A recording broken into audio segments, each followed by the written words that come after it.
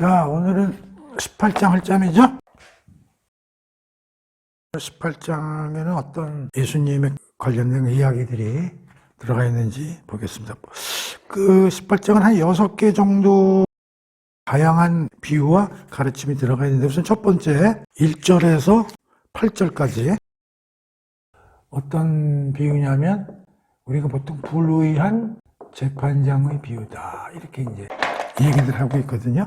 그 전전 시간에는 불의한 청지기 비유가 있었죠. 이거는 불의한 재판장의 이야기예요. 읽어보겠습니다. 예수께서 그들에게 항상 기도하고 낙심하지 말아야 할 것을 비유로 말씀하여 이르시되, 어떤 도시에 하나님을 두려워하지 않고 사람을 무시하는 한 재판장이 있는데, 그 도시에 한 과부가 있어 자주 그에게 가서 내 민수에 대한 나의 원한을 풀어주소서 하되, 그가 얼마 동안 듣지 아니하다가 후에 속으로 생각하되 내가 하나님을 두려워하지 않고 사람을 무시하나 이 과부가 나를 번거롭게 하니 내가 그 원한을 풀어주리라. 그렇지 않으면 늘 와서 나를 괴롭게 하리라 하였느니라. 주께서 또 이르시되, 불의한 재판장이 말한 것을 들으라. 하물며 하나님께서 그 밤낮 부르짖는 택하신 자들의 원한을 풀어주지 아니하시겠느냐. 그들에게 오래 참으시겠느냐. 내가 너희에게 이르노니 속히 그 원한을 풀어주시리라. 그러나 인자가 올 때 세상에서 그 믿음을 보겠냐 하시니라. 이런 이제 얘기가 나와 있는데, 그걸 뭐라고요? 불의한 재판장의 비유다, 이렇게 얘기를 하고 있어요. 이거는 어떤 주제에 관한 얘기냐면, 그 답은 여기 벌써 나와 있어요. 1절에 항상 기도하고 낙심하지 말라, 이런 얘기를 하시고 나서 이 비유를 싹 얘기를 하신 거니까, 핵심은 뭐야? 항상 기도하고 낙심하지 말라. 그게 불의한 재판장 비유의 핵심 주제예요. 오케이? 그러니까 이게 기도하고 관련돼 있다, 이렇게 생각하면 되는 거예요. 근데 여기 보면은 재판장이 이제 등장하고 있고요, 과부가 등장하고 있죠. 재판장은 어떻게들 쓰고 있어요? 하나님을 두려워하지 않음, 그 다음에 사람을 무시하는, 이런 특징이 있어. 또 얼마 동안 듣지 아니한다. 근데 과부는 뭐를 답답하게 느낀 거예요? 원한이 있는 거지. 그 원한이라는 건 자기가 어떤 정당한 일을 했는데 보상을 못 받은 거야. 그러니까 이게 원한이 생겨가지고 재판장한테 해결해달라고 강구하는 이러한 얘기가 있는 거예요. 이 비유의 핵심은 뭐냐면, 기도의 대상이 비유하고 있는 거예요. 뭐냐면, 지금 이 과부가 누구한테 가서 풀어달라고 요구를 하고 있는 거예요. 재판장이죠. 그런데 이걸 누구하고 비교하냐면 하나님하고 비교하는 거예요. 자, 보세요. 여기 뭐라고 되어 있어요? 7절 보세요. 쭉 재판장 얘기가 나오다가 7절에 뭐가 나와요? 하물며 하나님께서는, 이런 얘기가 나오잖아. 그러니까 재판장 얘기가 쭉 나오다가 하나님 얘기가 나온단 말이야. 여기서 재판장이 지금 어떠한 사람이냐면은 불의한 재판장이잖아요. 근데 하나님은 어떤 분이요? 공의의 하나님이며 사랑과 자비하신 하나님의 특성이잖아. 재판장은 여기 나온 대로 불의한 거야. 어떤 불의냐면 사람을 무시하고 하나님도 있는지 없는지 뭐 신경도 안 쓰고, 그리고 가서 좀 해결해달라고 해도 들은 척 만척도 하고 막 이러는 사람 아니야. 그러니까 여기에서 핵심은 뭐냐면, 결국 재판장도 과거가 계속 가서 하니까 들어줘, 안 들어줘? 들어줘요. 이 불의한 사람도 들어주는데, 하물며 공의롭고 사랑 자비스러운 하나님이야 안 들어주시겠느냐, 비유가 되죠? 근데 이 과부는 사실 사회에서 약자잖아요. 그렇죠? 그러니까 이 시대의 시대사회의 어떤 특징을 볼 수 있는 건데, 사실 그 약자들은 그 어려운 일을 당했을 때 어디 가서 하소연을 합니까? 이걸 보면서 약자들은 정말 탈출구가 재판밖에 없는 거야, 재판. 지금으로 말하면 사법부. 세상에서 어려운 일을 당했을 때 있는 사람들은 뭐 누구한테 가서 부탁도 하고, 또 불러서 뭐 뇌물도 주고, 여러 가지로 자기들이 억울함을 해소할 수 있는 장치들이 있을 수 있단 말이에요. 근데 어려운 사람들은 그런 게 없잖아요. 그럼 마지막으로 해결할 수 있는 게, 우리로 말하면 뭐 검찰에 고소고발을 한다든가. 그리고 우리 같은 세상은 이제 그것도 잘 못해. 왜냐하면 재판하려고 그러면, 변호사 사고 그러면 돈이 엄청 많이 들잖아. 어쨌든 어떤 나라든지 사법부가 사실은 모든 사람들의 그 억울함을 해소해 줄 수 있는 최종 출구라고 이게. 그 사법부가 썩으면 어떻게 돼? 끝나는 거예요, 그 사회는. 그 유대 사회도 지금 보면은 이게 하나의 비유지만 지금 이 약자들이 최종 탈출구가 이런 재판장한테 가서 이걸 억울함을 호소하고 거기서 좋은 결과를 맺어야 되는데 전혀 지금 재판하는 사람들이 이런 태도를 가지고 하느님들 모르고 사람을 무시하고 말이지 얘기를 해봐야 귀를 막고 들어주지 않고 이런 스타일이란 말이에요. 그래서 내가 요새 이 비유를 보면서 우리나라 사법부를 내가 요새 보면 진짜 웃기지도 않는다는 거죠. 옛날보다 지금 사법부가 완전히 썩어버린 것 같아요. 사법부가 썩으면 완전히 그 사회는 완전히 썩는 거예요. 마지막 보루를 좀 챙겨줘야 되는데 그렇지 않아요? 정말 문제다 이런 생각이 드는 거예요, 사실. 사법부에서 제일 큰 문제가 뭐냐면 뭐 내용도 내용이지만 너무 길어, 재판하는데 시간이. 그럼 판사 수를 늘리든가 재판기를 좀 이렇게 법적 축소해가지고 빨리빨리 결론을 내려줘야 원고가 이기든 비도가 이기든 빨리빨리 해줘야지. 그걸 안 하면 늘어지고 사람이 피곤해지고 응? 변호사병 들어가고 그 빨리빨리 해줘야 되거든. 응? 내용이 뭐 공정한가 아닌가 둘째 문제로 뭐 그 얘기 하자는 건 아니지만 지금 이 과부가 계속 가서 정당한 사유를 갖다가 이 재판장한테 얘기하는데 이 재판장이라는 사람은 뭔 일에 바쁜지 그냥 계속 사건 뒤로 미루고 신경도 안 쓴다는 거 아니에요. 자, 그런데 어떻게 됐어? 여기서 보면 가만히 이 사람이 생각해 보는 거예요, 이 재판장이. 그러면서 4절인가요? 내가 하나님을 두려워하지 않고 사람을 무시하나 이 과부가 나를 번거롭게 하니 내가 그 원한을 풀어주리라. 그렇지 않으면 늘 와서 나를 괴롭게 하리라. 그러니까 이 재판장이 무슨 생각을 했냐면 계속 와서 나를 괴롭히려. 번거롭게 해가지고 괴롭히니까 결국 들어주는 거예요. 근데 이 사람이 들어주는 게 무슨 공의와 자비와 사랑 뭐 이런 걸로 들어주는 게 아니라 귀찮아서 들어주는 거 아니에요. 귀찮아서. 그래서 이제 이걸 어떻게 해석을 하냐면 이 불의한 재판장한테 호소하는 이제 기도에 관한 비유거든요. 끈질기게 기도해라. 끈질기게. 하나님을 그냥 괴롭히듯이 그냥 끈질기게 기도해라. 이렇게 해석하는데 이제 이런 뜻이 아니라고 이게. 지금 여기서 번거롭게 하다는 얘기는 물론 귀찮게 한다는 뜻도 있지만 계속해서 가지고 얘기를 하니까 가만히 생각해보니까 저 여자가 계속 나타나는 거야, 재판장한테. 또 주위 사람들한테도 막 이 과부가 얘기를 하니까 여기서 중요한 건 과부가 원한을 가졌다는 거는 정당했는데 이게 들어주질 않는다는 거거든. 그러니까 이 사람이 쪽팔린 거야. 자기가 부끄러웠고 이제 이런 걸 느끼기 시작하는 거야. 양심의 가책도 느끼고 남보기도 좀 그렇고 뭐 이런 것 때문에 들어준다 이런 얘기죠. 자, 그게 불의한 놈도 이런데 하나님은 어떤 분이야? 공의롭고 사랑하고 자비롭고 이놈은 얼마 동안 듣지도 않지만 하나님은 자녀들에 대해서 살피고 우리 그 잃어버린 양의 이야기 이런 걸 봤지만 계속 우리 사랑으로 어디 뭐 하나 잘못되지 않느냐 자녀들 찾아다니고 그러시는 분 아니에요. 그러니까 잘 생각해봐. 여기서 그런 하나님한테 우리가 끈질기게 이렇게 기도하라는 얘기가 아니잖아. 이게 무슨 말인지 알죠? 그래서 여기의 핵심은 뭐라고? 기도를 끈질기게 하라는 얘기가 아니라 여기 주제가 나왔어.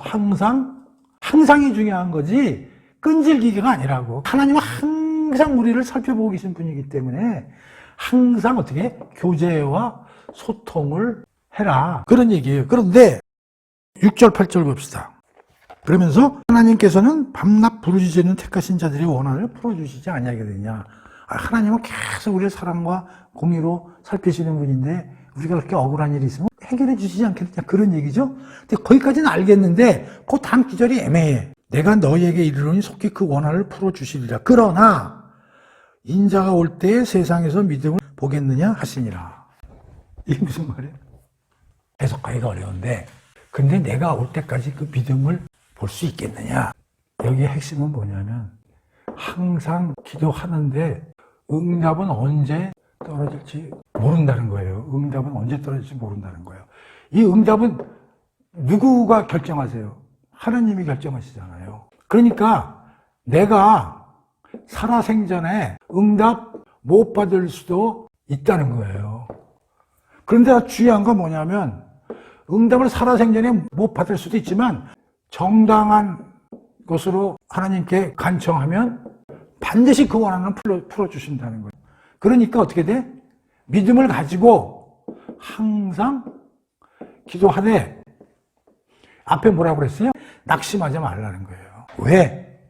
응답은 봐서 하나님이 주시는데 설령 기도하는 사람들이 생각하는 시간 내에 응답이 안 올 수도 있다는 거예요. 그러나 그 응답은 반드시 이루어진다는 거예요. 설령 본인이 응답을 못 듣더라도 그 후손에게라도. 그래서 우리가 가끔 그런 거 보지 않아요? 이 기도를 많이 하는 사람들, 그 자식이나 자손들이 잘 되는 집이 많아요. 근데 그 자녀는 교회도 안 다녀. 근데도 불구하고 잘 돼. 근데 그 어머니나 아버지를 보면 엄청나게 신실한 거야. 그리고 가끔 보죠? 교회 다니다 보면은. 이게 굉장히 중요한 거라고, 이게. 그래서. 그 응답이 언제 떨어질지 몰라. 그러니까 응답이 안 떨어진다고 실망하지 말라는 거지. 중단하지 말고. 그래서 여기 항상 계속 기도하라. 낙심하지 말고. 그게 오늘 비유의 핵심이라는 거예요. 끈질기기가 아니라고. 항상 기도하는 게 중요하지. 이 과부는 끈질기게 했지. 왜? 이 재판장은 불의한 놈이고 하나님도 모르고 완전히 엉망으로 행동하는 재판장이기 때문에 끈질기게 했지만 하나님은 그런 분이 아니니까 항상 기도하고 하나님과 교제하면 언젠가는 하나님이 정당한 거라면 언제든지 응답이 떨어진다. 근데 시간상 본인이 생각하는 거 시간 내에 응답이 안 떨어져도 반드시 그거에 대한 응답은 하나님이 해결해 주신다. 그래서 이제 이거의 핵심은 뭐다? 항상 기도하면서 낙심하지 말라. 이 기도와 관련해가지고 성경에 많이 나오지만 이제 특히 다윗이 얼마나 고난을 당합니까? 누구한테 고난을 많이 당합니까? 사울이잖아요. 사울이 막 죽이러 다니지 않습니까? 막 도망다니고 막 이러잖아. 거의 10여 년 이상을 막 도망다니거든요. 그러면서도 사울을 역으로 죽일 수 있는 몇 번 기회가 오는데도 죽이질 않죠. 그리고 하나님께 모든 걸 맡기는. 다윗이 바로 이런 기도를 이제 많이 한 사람이고, 또 하나는 요셉도 뭐 잘못한 게 없잖아. 형들한테 노예로 팔려가지고 노예 생활하다가 또 뭐 감옥에도 들어가고 별일을 다 당하지 않습니까? 우리 형님들에서 항상 원한도 있었을 텐데, 그런데도 불구하고 항상 기도하면서 낙심하지 않고 계속 기도를 통해서 하나님의 응답을 받은 이제 대표적인 이제 사례들이 될 수 있는 거예요. 이해가 되시죠? 자, 이제 두 번째 이야기인데, 이것도 이제 기도와 관련되는 이야기인데요. 봅시다. 요거는 9절에서 14절까지요. 바리새인과 세리의 기도 비유 이야기예요. 자기를 의롭다고 믿고 다른 사람을 멸시하는 자들에게 이 비유로 말씀하시되, 두 사람이 기도하러 성전에 올라가니 하나는 바리새인이요 하나는 세리라. 바리새인은 서서 따로 기도하여 이르되, 하나님이요 나는 다른 사람들 곧 토색, 불의, 간음하는 자들과 같지 아니하고 이 세리와도 같지 아니함을 감사하나이다. 나는 일해에 2번씩 금식하고 또 소득의 11조를 드리나이다 하고, 세리는 멀리 서서 감히 눈을 들어 하늘을 쳐다보지도 못하고 다만 가슴을 치며 이르되, 하나님이여 불쌍히 여기소서 나는 죄인이로소이다 하였느니라. 내가 너에게 이르노니 이게 저 바리새인이 아니고 이 사람이 의롭다 하심을 받고 그의 집에 내려갔느니라. 무릇 자기를 높이는 자는 낮아지고 자기를 낮추는 자는 높아지리라 하시니라. 뭐하고 지금 비교되는 거예요? 바리새인하고 세리의 기도 자세죠? 바리새인은 지금 어떤 자세로 하는 거예요? 1. 자칭 뭐요? 의인. 그렇잖아. 자기를 의롭다고 하고 다른 사람을 멸시하고, 그 다음에 바리새인은 서서 따로 기도하고, 그 다음에 여기 보면 토색, 색을 밝히고 불이 간음하는 자와 같지 않고 세리와도, 그러니까 자기들은 특수한 계층의 의인이라는 거지. 그렇죠? 그리고 나서 뭐라고 그러냐면 금식 우리 열심히 해요. 그 다음에 11조 열심히 드려요. 이런 얘기를 하는 거예요. 세리는 멀리서 하늘을 두려워서 쳐다보도 못해.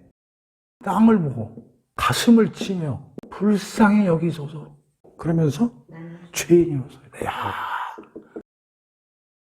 이 태도를 보세요. 엄청나게 차견하죠. 이들은 의시되면서 말이지.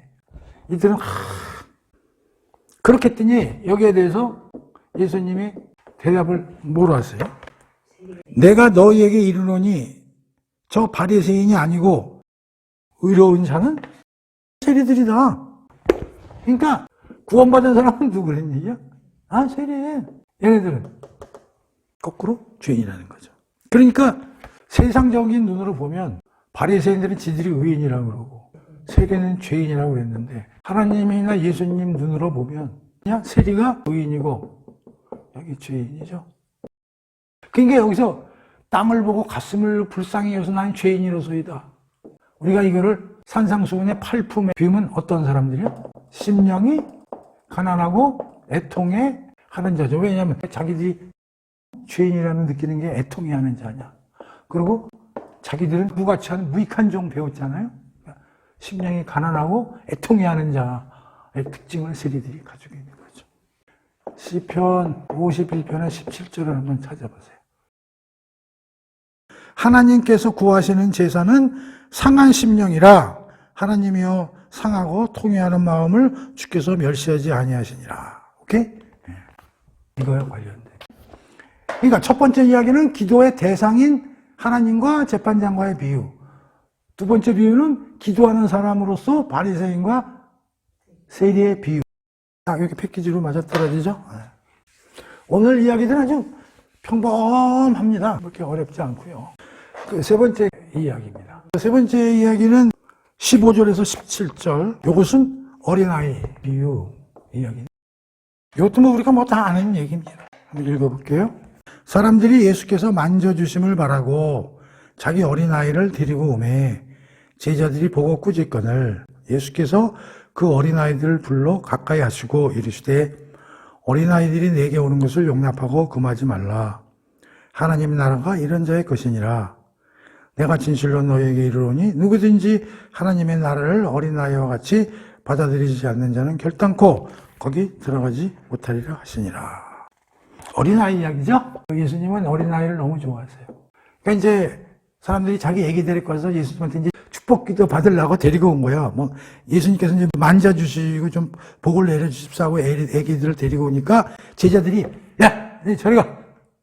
애들이 여기 오는데 아니야. 막 이렇게 이제 내쫓으니까 야, 무슨 소리야? 애들 다 내 곁으로 가까이 오게 하라. 누구든지 하나님 나라는 이 어린아이와 같은 사람들이 하나님 나라에 들어갈 수 있느냐 이제 이렇게 얘기하시는 거죠. 그게 다 아는 얘기지. 그 어린아이가 보통 우리가 얘네 착하고 선하고 이러기 때문에 얘네들은 하나님 나라에 들어가기에 아주 가장 적합한 대상이다. 이제 이렇게 생각하는데 사실 어린아이들이 굉장히 이기적이죠. 이기적이고 아주 욕심 많고요.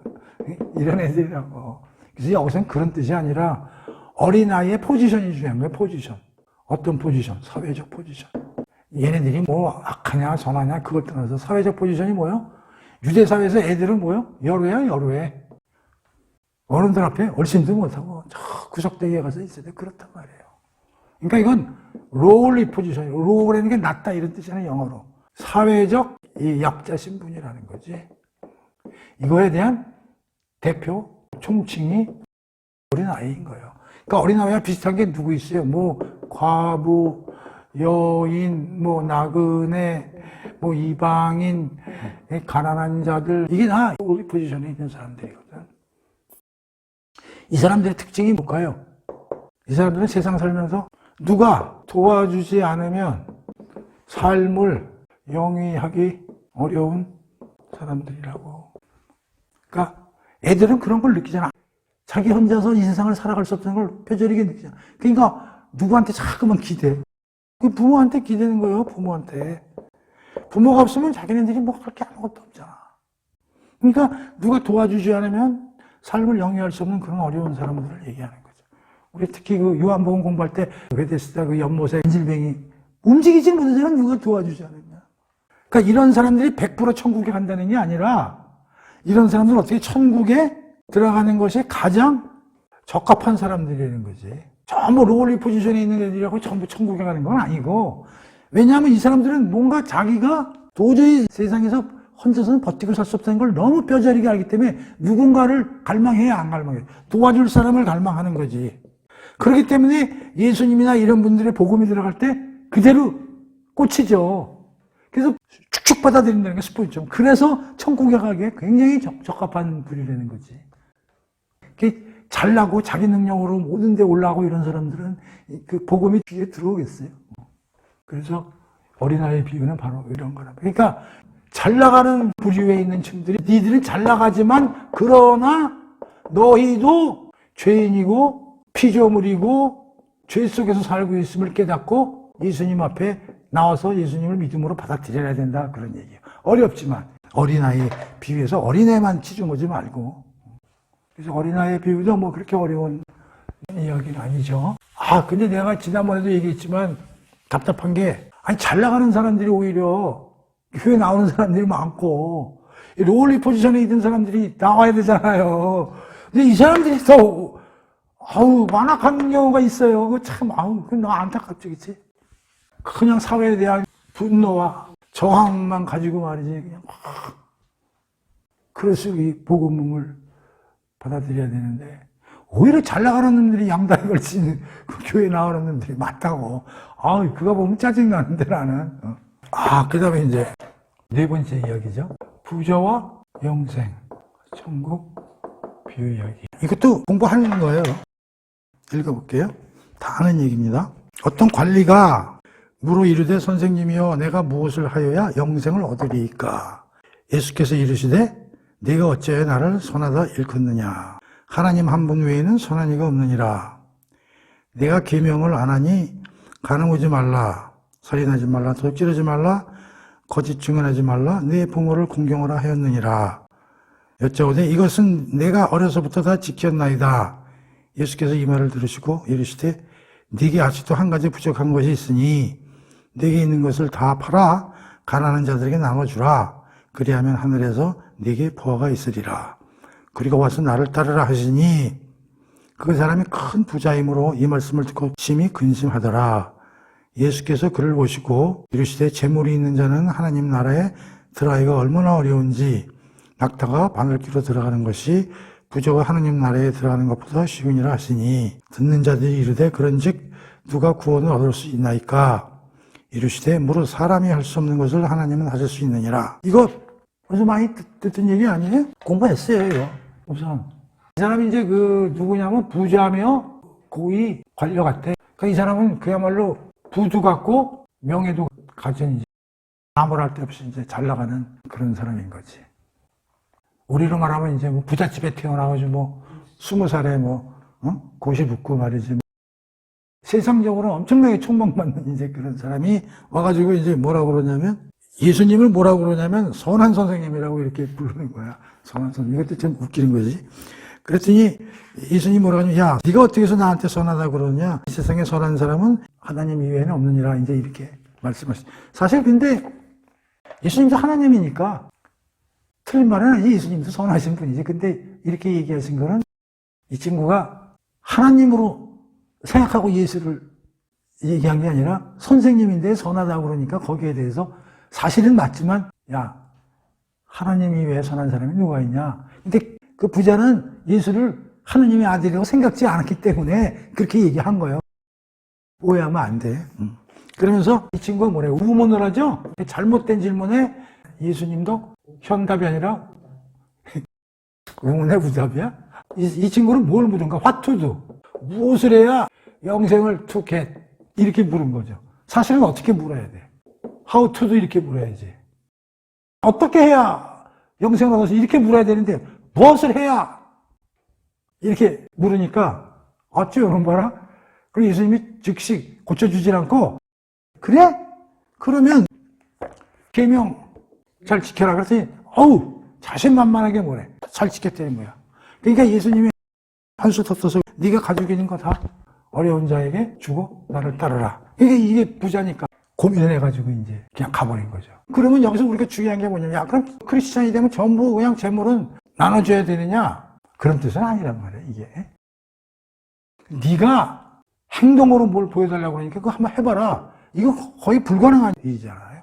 네가 불가능한 질문을 했기 때문에 내가 불가능하게 대답하는 거다, 그런 뜻이요.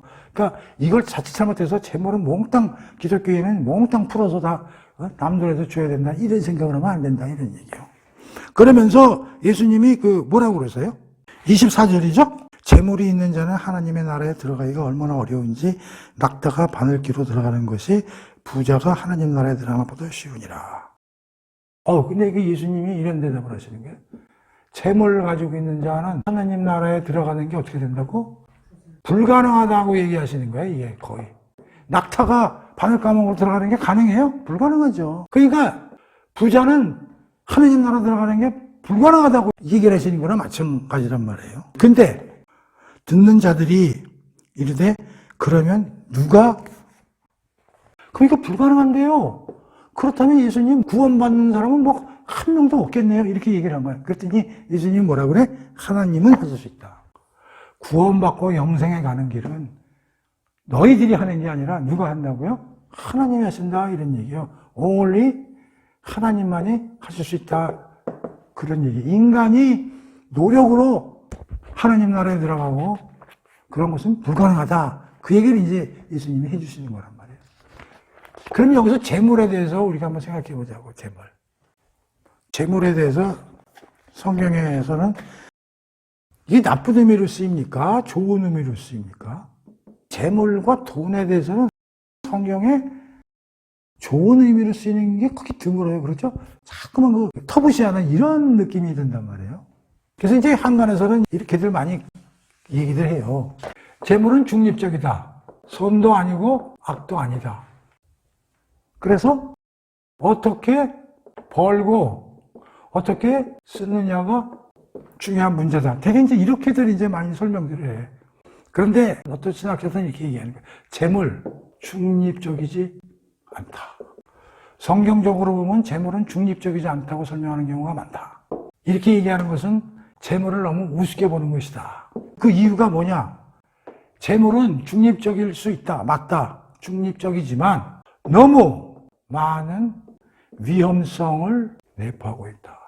뭐라고요? 위험성. 여기는 물통이고 여기는 휘발유통이라고 그래봐. 물통은 아무 데서나 쓰러져도 우리가 뭐 젖을 우려는 있지만 그렇게 뭐 피해가 오지는 않는데, 휘발유통이 불이나 난로 있는 데 갔다가 이게 엎어지면 어떻게 돼? 난리 나죠. 난리 나는 거예요. 그러니까 이 돈이, 재물이 이런 걸 가지고 있다. 물론 휘발유통도 가만히 넘어지지 않고 있으면 괜찮지. 근데 얘는 항상 뭘 내포하고 있어? 위험성을 내포하고 있다니까. 그러니까 중립적이라고 얘기할 수도 있다. 그러나 이것은 어마어마한 위험성을 가지고 있다는 게 어떤 위험성이냐? 인간을 탐욕스럽게, 탐욕으로 이끄는 미끼예요. 환장을 한다는 거야, 이거만 보면.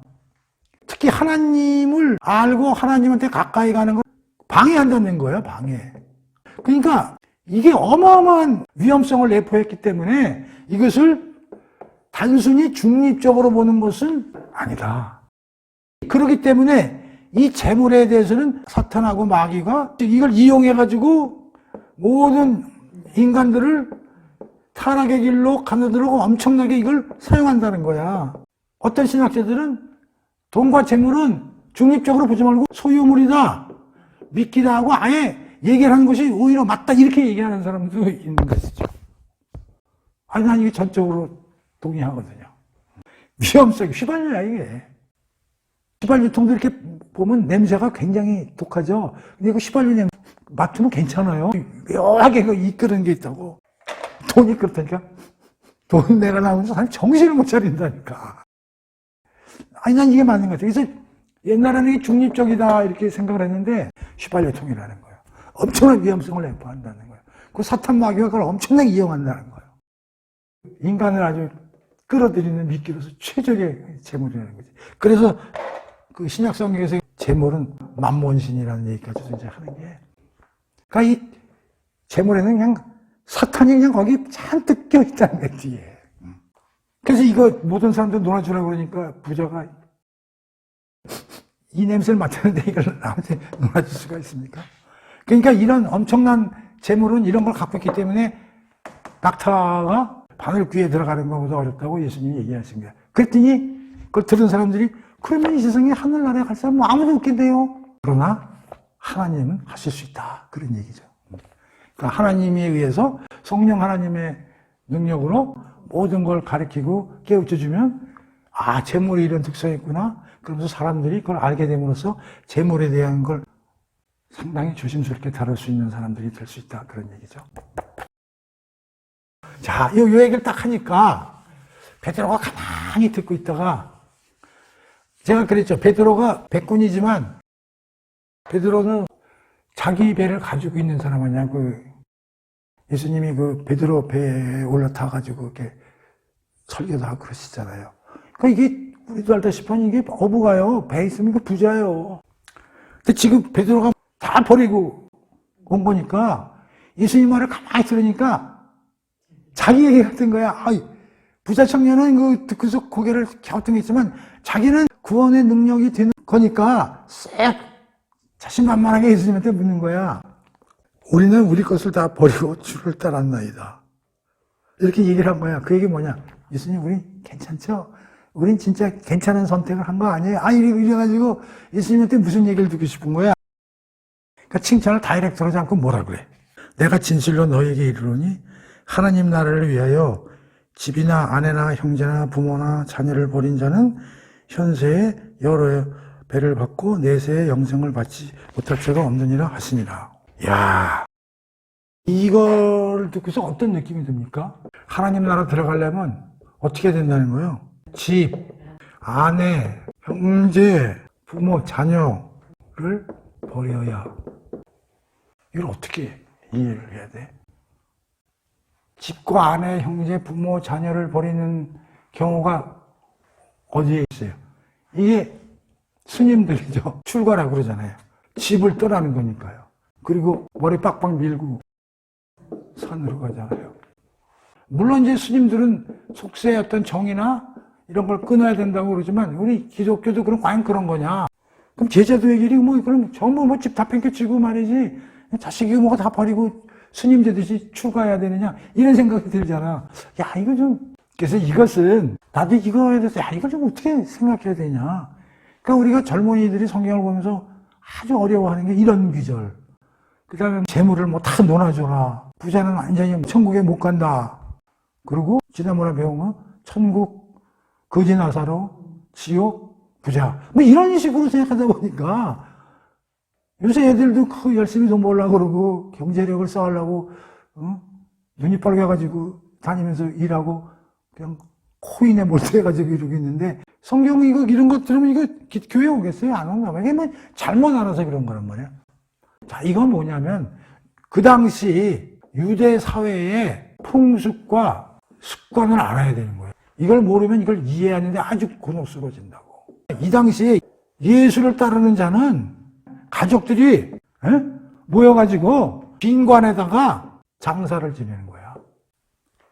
만약에 아들이 예수를 쫓아갔다 그러면은 그냥 관에다가 넣을 거는 없으니까 못 넣지만 장례를 지어서 아예 완전히 우리 가족에서 뺐다 정도가 아니라 죽은 자다. 그러니까 예수를 따르는 자는 이런 일을 했다는 거예요. 그러니까 예수님이 이런 사회적인 풍습과 관습을 두고 나를 따르는 자는 이렇게 해야 된다는 게 아니라 그런 지금 니들이 대접을 받고 있는 거 아니냐. 그걸 지적한 걸로 이해해야지. 예수님이 진짜로 너희들은 가족에 대한 사랑이나 이런 걸 완전히 몰살하고 아니 그럼 쉽게 하면 게 부모를 사랑하라는 얘기는 뭐야. 무슨 말인지 알죠. 그러나 이게 이 당시 예수를 따르는 자에 대해서 이렇게 가혹하게 했다는 거죠. 그리고 요한복음 배웠지만 그때 그 맹인 눈뜨게 했잖아요. 그때 그 걔를 어떻게 했어요? 그 사회에서 방술시킨 그런 환경이었거든요. 그러니까 잘못하면 아들 하나 있는데 걔가 예수 따라갔을 때 이렇게 안 하면 전 가족이 파문을 당하면 그 유대사회에서는 회당에서도 쫓겨나고 도저히 그 삶이 안 되거든요. 그러니까 어떻게 돼? 본인들에도 먹고 살아야 되잖아. 그러니까 이런 짓을 해가지고 우리 아들요, 죽었습니다. 우리 가문의 아닙니다. 그냥 죽은 자식입니다. 이렇게 해야 그나마 먹고 살 수가 있으니까 이러한 시대적 배경이 있었다는 거야. 그걸 예수님이 여기다가 얘기하신 거지. 그들은 완전히 안면몰수하고 완전히 이런 뜻이 아니라는 걸 알아야 돼요. 오케이? 그래서 예수에게 올인하고 따르는 자는 내세에 복이 따를 것이다. 이렇게 덕담을 해주시는 거죠. 오케이? 그래서 요 부자와 그 영생 이야기를 자칫 잘못하면 돈 갖고 나면 천국에 못 가고 예수를 믿는 사람은 가정을 완전히 파괴하고 이 착각 속에 빠져 있거든. 그런 식으로 해석하면 절대 안 된다. 그런 얘기. 오케이? 그 다음에 이제 5번째 이야기죠. 요거는 예수님의 향후 고난 예고 이야기예요. 요거는 31절에서 34절. 이건 그렇게 어려운 거 아니고 우리가 다 아는 얘기니까 봅시다. 예수께서 12제자를 들이시고 이르시되 보라, 제자들한테 하시는 얘기예요. 우리가 예루살렘으로 올라가노니 이제 예루살렘 거의 다 오신 것 같아. 선지자들을 통하여 기록된 모든 것이 인자에게 응하리라.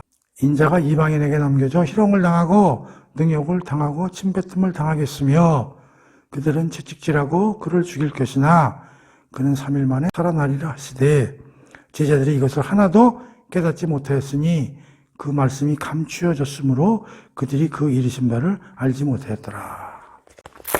이게 이제 3번째 고난을 이제 예고하시는 그런 거예요. 그런데 제자들이 잘 깨닫지 못하더라. 이렇게 되는 거죠.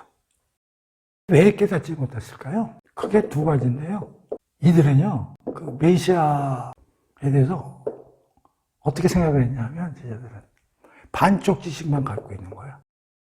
메시아가 유대인의 왕으로 오실 것이라는 영광된 메시아 삶을 가지고 있었어. 구약에서 그 메시아 오면 우리를 구원해 주시고 무슨 말인지 알죠? 근데 반면에 뭐를 몰랐냐면 이걸 하시기 위해서 뭘 해야 되냐면 고난받는 종으로서의 메시아를 통과해야 이렇게 되는 거 아니야? 여기가 뭐야? 죽음이나 부활이죠. 그러니까 이 메시아에 대해서 고난받는 종으로서의 메시지는 잘 모르고 어떤 의미만 알았다고 영광으로 오실 메시아상만 머리에 가득 차 있는 거야. 누가? 제자들이. 그러니까 고난 얘기를 하면 알아들어 못 알아들어. 이상한 거야. 고난과 영광이 이게 연결이 안 돼. 연결이. 아니 어떻게 영광하고 고난이 같은 등급으로 되어 있는 게 도대체 이해가 안 되는 거지. 근데 우리가 이사야서를 공부했잖아요. 거기에 종의 노래 4편 나온다 그랬단 말이에요.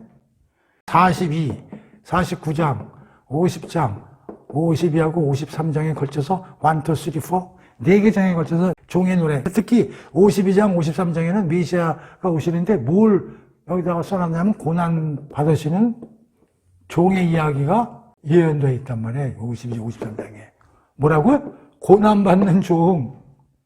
그런데 되게 그건 잘 모르고 영광의 종, 다윗의 후손, 우리 유대 왕국을 다시 이어줄 메시아, 정치적인 메시아, 로마를 때려부시는 이런 생각만 하고 있지. 근데 거기다 대고서 고난을 받는다는 얘기를 전혀 이해가 안 되는 거지. 연결이 안 돼.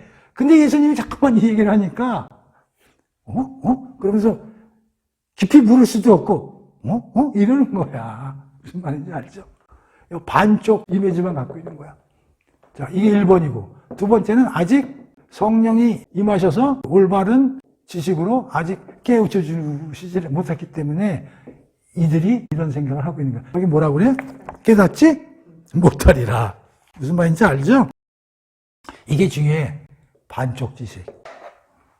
어떻게 영광하고 고난이 같은 레벨에서 고난이 먼저 와서 영광으로 간다는 걸 제자들이 이해를 못하지. 오케이? 요거 5번째 이야기. 6번째 마지막 이야기죠. 맹인을 고치신 요거는 35절에서 43절까지 읽어볼게요. 여리고에 가까이 가셨을 때, 여리고까지 이제 거의 오셨네. 여리고에 가까이 이제 가셨을 때 한 맹인이 길가에 앉아서 구걸하다가 여러 무리가 예수님을 이제 둘러싸고 왁사지껄 하니까 눈이 멀었으니까 이제 물어보는 거죠. 이거 뭔 일입니까? 이렇게 물어본 거지. 그들이 나사렛 예수께서 이리 가신다. 이제 그렇게 얘기를 했더니 맹인이 외쳐 이르되 다윗의 자손이여 나를 불쌍히 여기소서 하거늘 앞서가는 자들이 그를 꾸짖어 잠잠하게 하되 그가 더욱 더 소리를 질러 다윗의 자손이여 나를 불쌍히 여기소서 막 부르짖는 거야. 그때 예수께서 머물러 서서 저 친구 데리고 와라. 그 가까이 오매 물어보시되 네가 무엇을 원하느냐? 그랬더니 주여 보게 해주세요. 이렇게 얘기한 거야. 그랬더니 예수께서 그에게 이르시되 네 믿음이 너를 구하였느니라 하시매 곧 보게 되어 하나님께 영광을 돌리며 예수를 따르니 백성이 다 이를 보고 찬양하더라.